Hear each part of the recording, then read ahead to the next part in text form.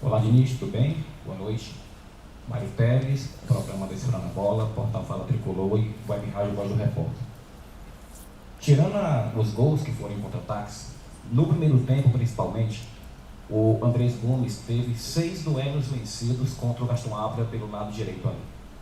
Nós podemos dizer que no linguajar do futebol, né, o Andrés Gomes teve ali a maior chance da vida para se tornar um titular da equipe do Vasco. Primeiramente, boa noite. Eu não acho que teve a chance da vida para se tornar titular, porque ele jogou titular hoje. Então ele já é um dos titulares. Não tinha que provar nada. Muito pelo contrário, ele é um jogador que vem crescendo jogo a jogo, treino a treino. Já tem nos ajudado muito e hoje ele levou vantagem, não é por conta da fragilidade, que o Ávila é um excelente jogador, é porque ele é muito rápido. E hoje ele conseguiu encaixar ali os duelos de 1 para 1, é muito difícil marcá-lo quando ele pega uma bola sem cobertura. Então, a gente está muito contente com o que ele consegue produzir. Faltou um pouquinho ali de acabamento na hora de poder fazer o passe, ou a gente chegar com mais gente na área também, mas ele fez uma partida muito boa enquanto estava 11 contra 11. Boa noite, Fernando Diniz, Gustavo Gadelha, aqui do Futebolês. Diniz, o Vasco no segundo turno está entre os 4 melhores times, vem tendo um crescimento muito grande no retorno do Campeonato Brasileiro e dessa vez, com essa vitória, chega a parte de cima da tabela, né? Fica entre os 10 na nona posição. Queria saber de você se o torcedor do Vasco já pode sonhar com algo a mais, quem sabe no pré-Libertadores, já muda o pensamento, já foge um pouco daquela zona do rebaixamento, o time já vai chegando na parte de cima, já começa a vislumbrar quem sabe uma vaga na pré-Libertadores? Não, sonhar, o torcedor está sonhando faz tempo, eu acho, com isso, e a gente também. Quando você está na parte de baixo da tabela é muito difícil ficar falando de Libertadores, mas a pontuação do Vasco, depois que eu cheguei, ela não condiz com o que o time desempenhou. Era para a gente estar mais bem classificado na tabela. Pelo menos uns 6, 7 pontos para cima no mínimo. A gente deixou escapar pontos assim que estavam totalmente na nossa mão.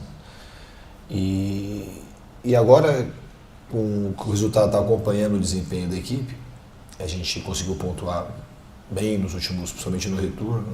Existe uma tendência, obviamente, que a gente consegue olhar, não só sonhar, mas de maneira objetiva, olhar mais para cima na tabela. Mas sabendo que o campeonato é muito difícil, e se você não pontua e os outros pontuam, você acaba ficando naquela situação ali. Então a gente está numa situação de meio de tabela.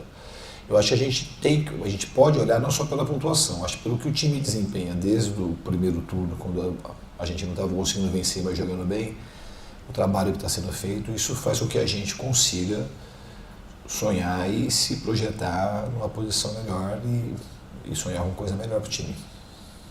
Professor Diniz, boa noite, parabéns pela vitória. Leandro Gil daqui da rede AMC. Depois da expulsão do seu meio de campo, do Hugo, você não alterou o time, você não substituiu ninguém, veio com a mesma equipe para o segundo tempo.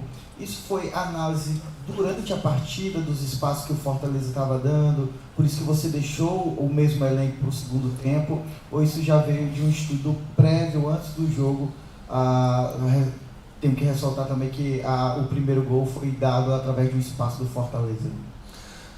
Na realidade, esse time, desde que eu cheguei, a gente treina muitas vezes com inferioridade numérica. Então é um time que sabe lidar bem com situações desse tipo. E tem um entrosamento tático. Eu não queria abrir mão logo do Coutinho, nem do Nuno, de mexer, porque eu sabia que em determinado momento a gente ia ter posse. Então não é que a gente teve só contra-ataque. Em alguns momentos, mesmo com a menos, a gente conseguiu controlar o jogo. Quando a gente teve a bola no pé, a gente conseguiu tanto dar contra-ataque quanto ter controle. Então, tanto o Nuno como o Coutinho são jogadores que controlam muito bem o jogo e conhecem muito bem o sistema, porque eles estão jogando de titular desde que eu cheguei aqui. Então, quando eu fui para o intervalo, a gente só reposicionou o time, a gente marcar no 5-3-1.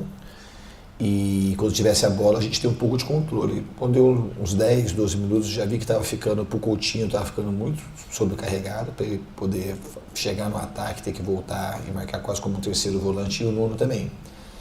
E aí eu fiz as trocas, coloquei o jogador mais fresco, com mais saúde e com uma característica um pouco mais de mais força e mais velocidade, que eu acho que a gente conseguiu, quando a gente tinha posse, aí ter até o contra-ataque com mais velocidade com a entrada do dos jogadores, do David, principalmente ali do lado, que é um jogador que chega, ele ajudava a marcar e toda hora conseguia chegar na frente. Então ele tinha ali 35 minutos para jogar, eu sabia que ele ia aguentar fazer a dupla função. E eu acho que todo mundo que entrou hoje contribuiu muito. O Puma entrou muito firme, ele fez um esforço muito grande para vir lá da Ásia, para chegar aqui e se colocar à disposição para jogar.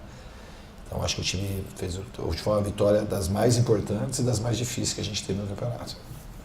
Diniz, boa noite.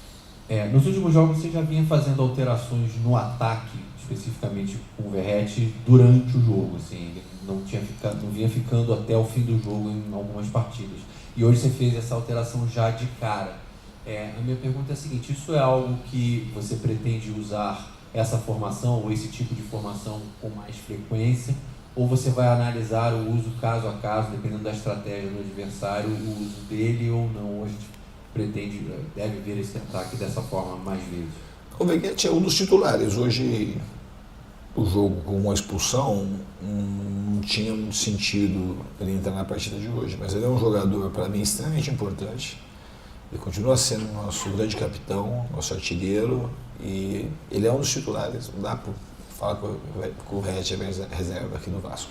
Ele é um dos nossos principais jogadores, uma das principais lideranças, nosso artilheiro, um cara que tem carisma com a torcida, tem carisma no vestiário, pessoa que todo mundo adora. E hoje ele foi muito importante. Hoje ainda era aniversário do Verratti, teve uma vitória para ele de presente. Ele é um cara que a gente conta demais aqui. Boa noite, Diniz, Samuel Souza da Rede Multi. Diante da incerteza, hoje no gol da seleção brasileira, certo? E pelas atuações que vem tendo nessa temporada do Léo Jardim, acredita que ele seja um dos nomes que possa se inchar na Copa do Mundo ano que vem? Eu acredito muito. O Léo é um dos grandes goleiros que eu trabalhei na minha vida, desde quando eu joguei e agora como treinador. É um jogador muito técnico, muito forte, muito rápido, que cresce em jogos grandes. Então certamente ele é um postulante para ir para a Copa do Mundo. É um jogador que tem muito talento e trabalha muito. Então ele é um cara que vai se colocando também aí no radar para ser convocado. Boa noite, Fernando Diniz, Ednardo Souza, TV União e Rede Multi. Após 22 anos, o Vasco venceu o Fortaleza aqui em casa, quebrando um tabu. E no final do jogo, a gente viu você empurrando seus atletas de forma correta para não cair na confusão. O que você quis passar aquela mensagem, tipo, não cai na confusão, não vamos perder um atleta? Qual foi o seu intuito de tirar os seus atletas daquele momento? Acho que tem muita coisa ali envolvida. A primeira coisa é de sair da confusão mesmo.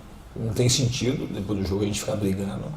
E a gente tem jogo contra o Fluminense daqui a pouco.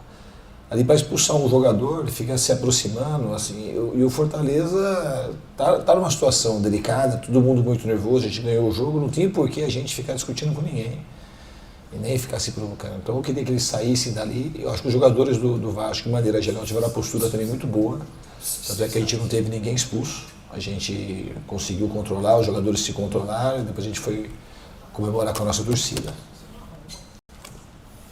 Diniz, boa noite. Luiz Eduardo, TV Editora Dinâmica. Diniz, veio aí o clássico. Fluminense, uma equipe que você trabalhou, né? E conhece alguns jogadores. Como é trabalhar um clássico importante como esse?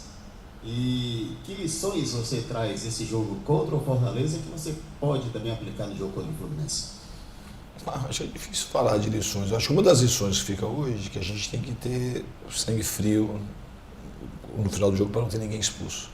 Acho que isso foi um ponto muito positivo, porque na confusão generalizada, quase sempre tem jogador expulso dos dois lados e a gente não teve ninguém expulso.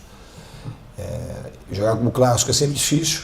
O Fluminense é uma equipe que tem muita qualidade técnica, tem muita juventude, teve um comando de técnico recente, então os jogadores estão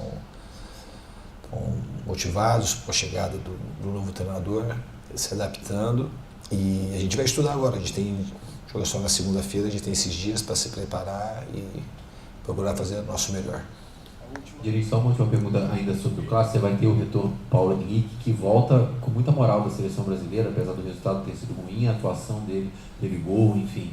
vem crescendo numa temporada que ele já está muito bem. Então, assim, como é que é ter esse jogador de volta num clássico, num momento importante, e vocês acabaram decidindo deixar que ele descansasse um pouco mais? Não sei se ele já voltou direto pro rim, enfim, só para falar desse retorno dele, por favor.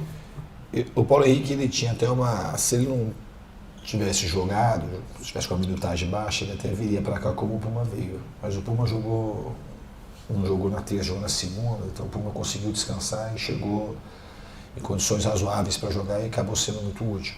O PH, o fato dele ter jogado ontem e o fuso horário e a viagem, eu acho que ia ser uma temeridade trazê-lo. A gente resolveu dar um descanso para ele e na segunda-feira ele vai estar à disposição. Acho que ele foi muito bem. Aqui no Vasco, todo mundo muito feliz por ele. Atuação, eu já tinha ficado muito feliz que ele tinha entrado muito bem contra a Coreia e eu acho que ele deu um passo importante aí para ter uma chance real de disputar a Copa do Mundo. Aqui tem outros jogadores, eu acho que o Vasco vão se colocando em condição. O Coutinho é um, acho que o Ryan é outro, muito claramente para mim. O Ryan é um jogador muito diferente. Considero ele talvez o atacante mais completo do futebol brasileiro. É um jogador que consegue jogar dos dois lados do campo, consegue jogar de 10, consegue jogar de 9, com uma mesma desenvoltura. Um jogador grande, um jogador canhoto, um jogador rápido, um jogador jovem, um jogador que não precisa tomar distância da bola para chutar. Ele chuta de qualquer distância e acerta quase todas as bolas no gol. Um jogador que tem muita intimidade com o gol.